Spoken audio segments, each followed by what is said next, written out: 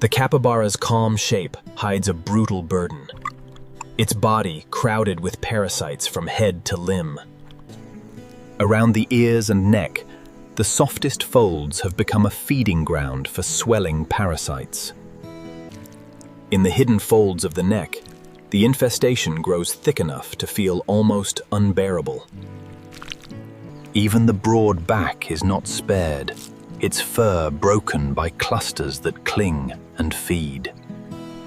The burden extends down the limbs, into the joints, where every step can feel a little worse. It tries to shake off the irritation, but the parasites hold fast. For a moment, the capybara fights back, but the worst places remain out of reach.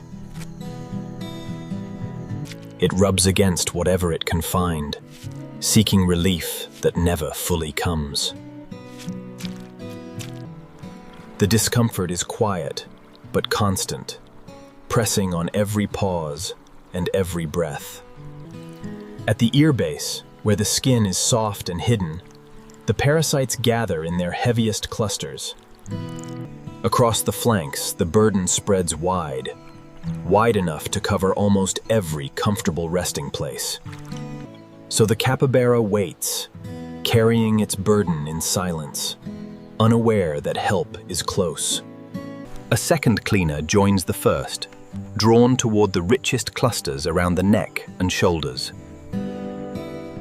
Then, from the reeds, sharp-eyed cleaners notice the burden, written across the capybara's fur.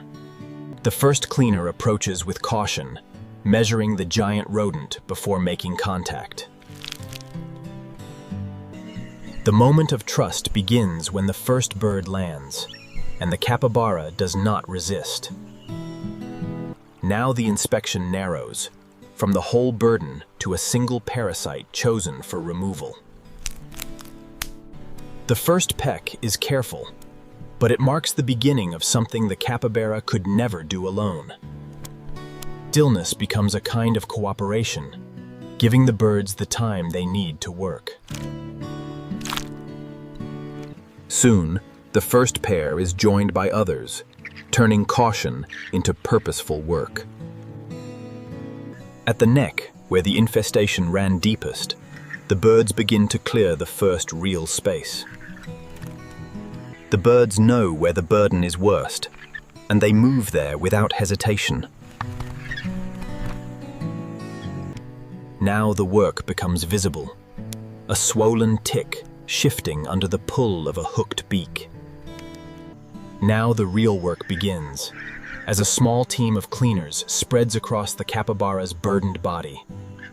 Across the back, each bite lightens the capybara's burden by removing another parasite.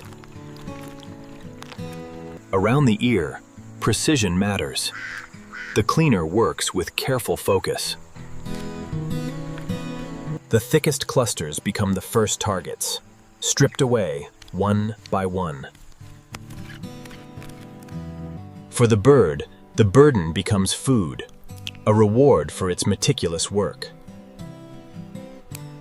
The cleaners spread from shoulder to flank, following the parasite clusters.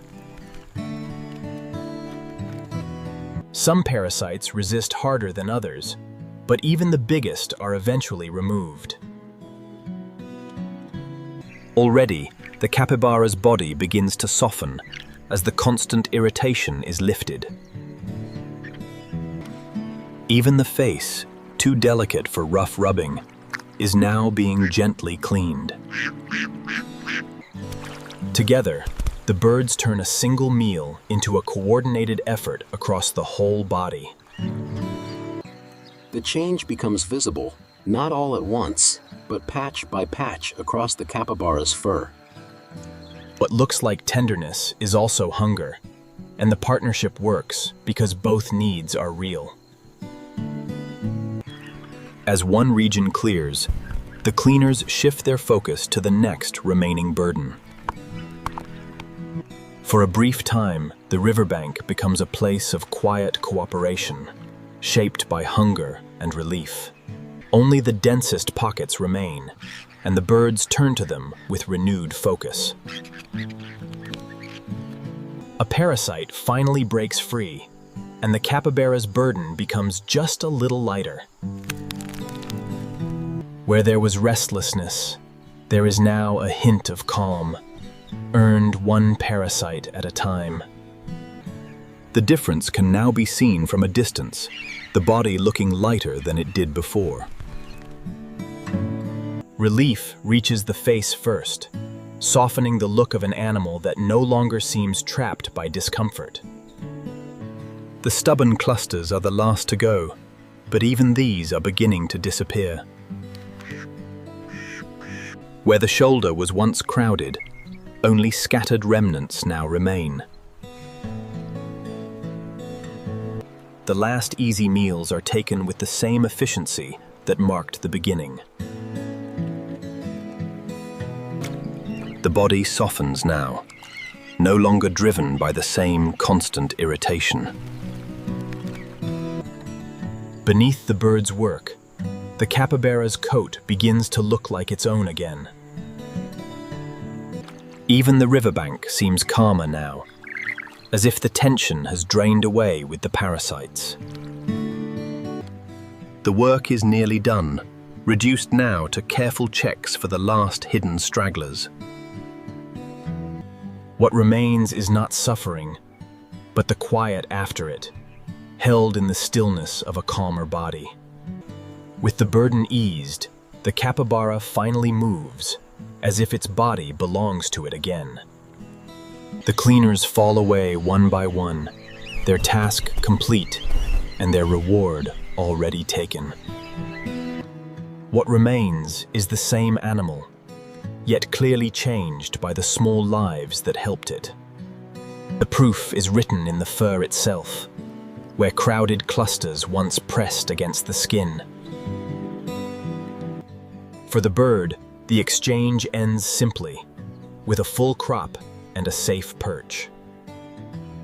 The capybara stands lighter now, in the same place where its burden once seemed overwhelming.